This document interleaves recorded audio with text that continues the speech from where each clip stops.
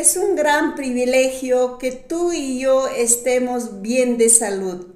En este día nuestro agradecimiento sea para Dios, quien da vida, quien da fortaleza, quien da sabiduría.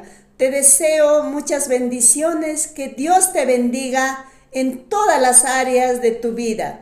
Tercera de Juan, capítulo 1, versículo 2 nos dice: querido hermano, oro para que te vaya bien en todos tus asuntos y goces de buena salud.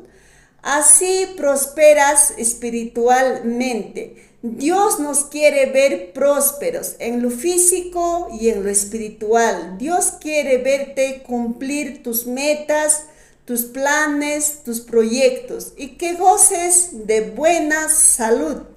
Así como prospera tu alma, así también